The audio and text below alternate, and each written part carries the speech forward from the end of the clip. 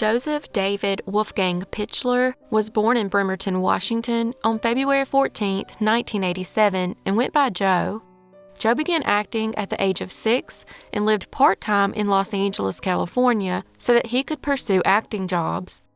After his first stint in a commercial for the Bon March, he traveled to Hollywood, where he obtained numerous roles in TV shows, commercials, and movies, including 1996's The Fan, starring Robert De Niro, 1999's Varsity Blues, and the third and fourth Beethoven comedy films in 2000 and 2001.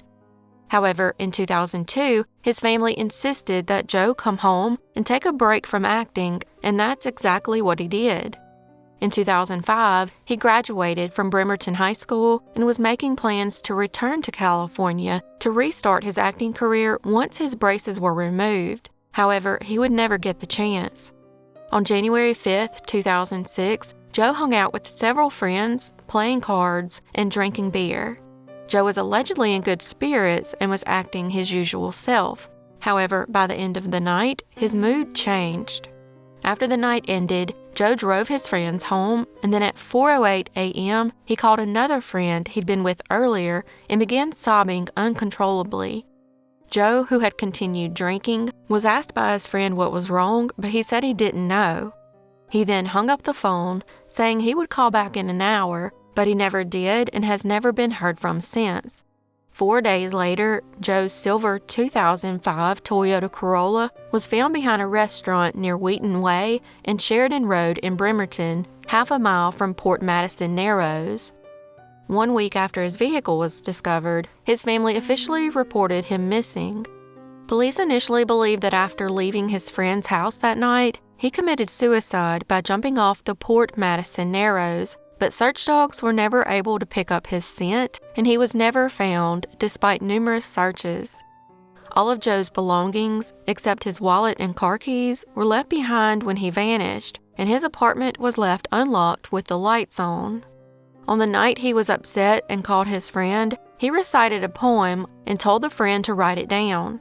He stated he wished he had been a stronger brother to his younger brother and asked that his brother be given his belongings. While this implies he might have taken his own life, no hard evidence has ever been found to prove it. On the other hand, his loved ones believe he may have met with foul play because he allegedly wasn't depressed when he disappeared. They said while he was initially unhappy about leaving Hollywood, they said he eventually got used to being back in Bremerton. 2 months before his disappearance, he had taken a full-time job as a telephone technician at Teletech. However, as of August 2023, Joe has never been found, and this case remains unsolved.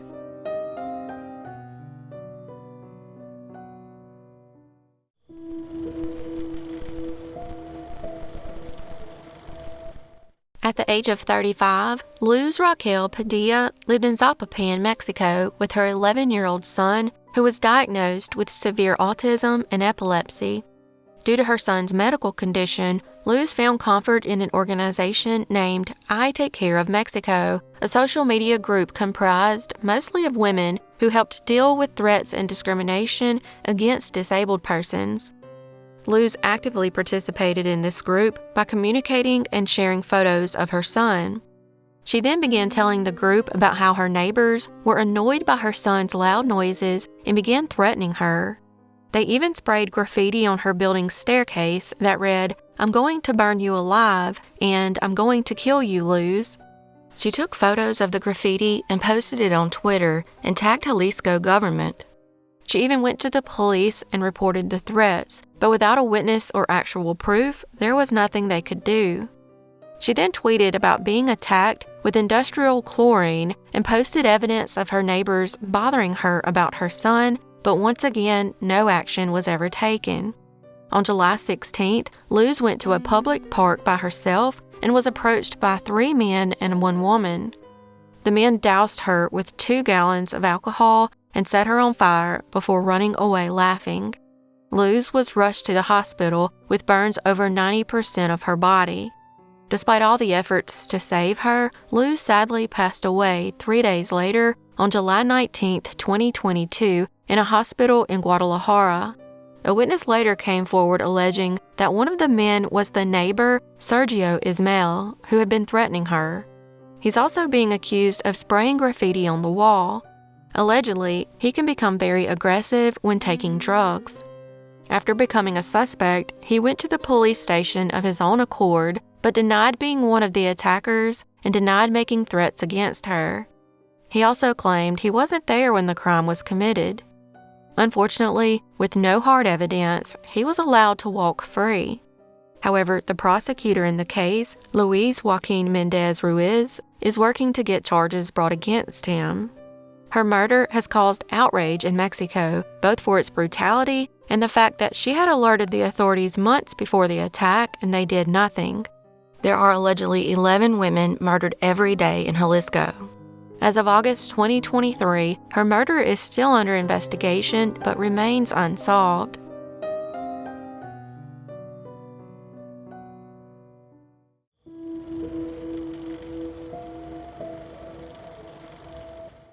Rickey Jean Herriage was born on January 13, 1958, in Anson, Texas. In 1987, 29-year-old Rickey, who served in the U.S. Navy, was now living in the small town of Athens, Texas, and was the father to a daughter and stepson. Rickey was very well known around town, worked as a carpenter, and spent many weekends going to clubs and playing cards with friends. In February of 1987, 5 men and a woman jumped Rickey in Caney City, about 15 miles from Athens. The men were supposedly friends with a woman from Rickey's past, and they beat him up to the point where he was unable to go to work. 2 weeks later, on a Saturday night, March 7, 1987, Rickey went out to Paula's Club on State Highway 19, south of Athens. He then called a ride to another club called the Ice House on Pinkerton and Prairieville. Around midnight, he left the club walking toward Larkin Street and was reportedly seen around 1 to 2 a.m. that same night in front of the Pit Grill. After that, he was never seen alive again. Around 1 p.m. on March 8th, a woman and a young man picking up cans discovered Rickey's body at the Walnut Creek Bridge on County Road 1500. Investigators determined he was shot multiple times before being thrown off the bridge and into the creek bed below. Over the years, investigators have received numerous leads and developed multiple theories, but nothing has ever led to an actual arrest in the case. It's also unclear if the men who beat up Rickey were involved in his murder. Rickey's sister, Virginia, has her suspicion about who she believes murdered her brother. Allegedly, the younger brother of a cop in town was dating Rickey's ex-wife Deborah at the time of the murder. Deborah and the man were supposedly driving around in a red truck on the night of Rickey's murder. The truck was then quickly sold on the day of Rickey's funeral before law enforcement ever had a chance to check it. Unfortunately, it's been almost 40 years, and this case remains unsolved.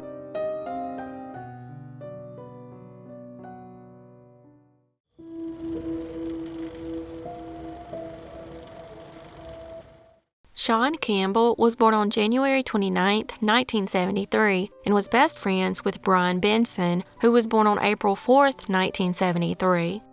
They grew up together in Warminster, Pennsylvania, and both graduated from William Tennant High School.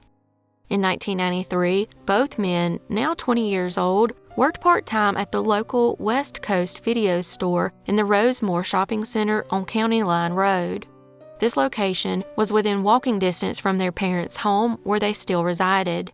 Seann had been at the video store for the past 6 years, while Bryan was hired about 6 months earlier in the spring to early summer of 1993. Besides the video store, Bryan had been attending Bucks County Community College, where he was studying video production but had decided to take a semester off. Seann, on the other hand, worked full-time at Sylvan's Pools in Abington. On the night of November 10, 1993, Bryan's father, Gary, had stopped by the store around 9 p.m. to pick up some movies, but left soon after. Shortly after that, around 10 p.m., they were getting ready to close up the store when one or more assailants came in to rob the place. By the end of the robbery, both men would die from multiple stab wounds. Investigators only assumed there was more than one suspect, since both Seann and Bryan were at least 6 feet tall and both physically fit. Also, since they were found with defensive wounds, it was clear they put up a good fight, but in the end were sadly overpowered. After the murder, the suspects got away with $300 from the cash register. The next day, the store owner found the front door unlocked and ajar. Upon further investigations, he discovered Seann and Bryan's bodies in the X-rated room in the rear of the store. The suspects had clearly come in before they were able to lock the door because police didn't have any signs of forced entry. Also, the murder weapon has never been recovered. Investigators also found that someone had cut the wire to a security camera aimed at the cash register. However, the security camera didn't work anyways until the store was locked up for the night. There was only one clue found at the scene, a cheap silver-colored stud earring that had most likely been ripped off during the struggle with the suspects. DNA was collected from tissue and blood that was still clinging to the earring, but it has never matched any suspects. 2 years later, a jailhouse informant by the name of John Hall began calling Seann's family from prison. He claimed that a fellow inmate serving a life sentence confessed to the double murders. However, it was later determined that Hall made the story up. Also that same year, a partially rusted knife was also found behind the Rosemore Shopping Center, but never provided any evidence. At this point, it's been almost 30 years since Seann and Bryan were murdered. However, as of 2023, no one has ever been arrested, and this case remains unsolved.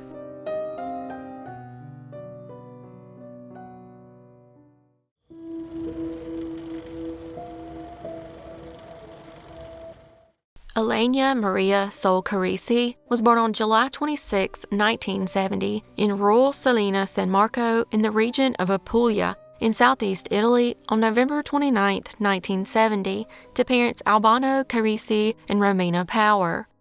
Ylenia's parents are famous musicians and actors in Italy, known as the country's Sonny and Cher. Ylenia is also the granddaughter of American actor Tyrone Power and Mexican actress Linda Christian. In 1983, 13-year-old Ylenia appeared alongside her parents in a film called Champagne in Paradiso. Several years later, in 1989, she served the role of Vanna White in the Italian version of Wheel of Fortune. Ylenia aspired to become a novelist and later studied literature at King's College in London. In 1993, Ylenia decided she wanted to travel the world alone with just a backpack and journal. After taking a break from her studies in London, she returned home to Italy and sold most of her belongings to fund her trip. She then set off for Central and North America. After touring around for a while, she met up with her parents, who were vacationing in New Orleans. Once the vacation was over, her parents returned to Italy, but Ylenia decided to stay behind. She then ended up in Florida, but met two questionable men there. So after only a few days, she left Florida, telling her parents the men were trying to drug and kill her. After that, she traveled to Mexico and Belize before returning to New Orleans. She then began immersing herself in the French Cajun culture and was hanging out with drifters and musicians in Jackson Square. During her time here, she would sit and paint and take notes of the people she met, hoping to include the experiences in the novel she planned to write. Her family believes she began using drugs around this time. Her brother, thinking she was still in Belize, came to visit her on December 27th, but found she wasn't at home. After some investigating, he discovered that she had taken a bus to Mexico on December 26th. By December 31st, she had checked into the now-defunct Liddell Hotel at 749 St. Charles Avenue, 5 blocks from the French Quarter. Not even a week later, Ylenia would vanish into thin air. Turns out Ylenia had been sharing a hotel room with a 54-year-old street musician by the name of Alexander Masakila. Unfortunately, unbeknownst to Ylenia, Masakila allegedly had a history of drug use and sexual violence against women.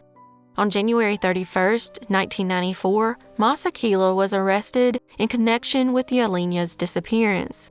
When asked about their relationship, Masakila denied being romantic with her and claimed they slept in separate beds in the hotel room. He said he was interested in her that way, but she had denied his advances. On the other hand, Masakila claimed that Ylenia had become obsessed with him to the point of calling him master. However, he denied knowing where she was, and without any solid evidence, they were forced to release him. Ylenia was last seen around the French Quarter on January 6, 1994, and her parents last spoke with her on New Year's Eve. On January 18th, she was officially reported missing. Soon after, her parents flew back to New Orleans to help search for her. When investigators checked her hotel room, they found all her belongings, including her passport, backpack, clothing, camera, luggage, and notebooks were left behind. After her disappearance, Masakila showed Ylenia's passport to the staff of the Liddell and attempted to use her traveler's checks to pay the bill for their room. However, since the checks were unsigned, the hotel refused the payment and evicted Masakila. On January 30th, a security guard at the Audubon Aquarium of the Americas reported that on January 6th around 11:30 p.m., while on patrol around Waldenberg Park, located on the west bank of the Mississippi River, he saw a blonde woman sitting on the pier. He described her as a very attractive blonde woman between the ages of 18 and 24. He said she was wearing a jacket and a floral dress that came down just below her knees. When he informed her that she couldn't be in the park after hours, she allegedly responded, "It doesn't matter, I belong to the river." And I was explaining to her that the park was closed and that she had to come on this side. The rails in the park, she couldn't sit out there. He said she then jumped into the Mississippi River and began swimming toward the center. However, she began struggling and called out for help. Started out, "Help!" And she went down, "Help!" And she went down a third time, and that was the last we seen of her. Sadly, as a boat passed, it created a wake, causing the woman to go under the water and never re-emerge. Police boats and helicopters spent hours searching for the woman, but she was never found. While the woman matches Ylenia's description, her identity has never been confirmed, and the body was never recovered. In 1996, 2 years after Ylenia vanished, a call came through from an unidentified caller claiming that Ylenia was still alive. However, the caller has never been verified, and it never led to Ylenia's whereabouts. In January 2013, Albano requested his missing daughter be declared dead, and by December 2014, his request was granted. Her mother, Romina, on the other hand, believes her daughter is still alive. However, as of August 2023, Ylenia has never been found, and this case remains unsolved.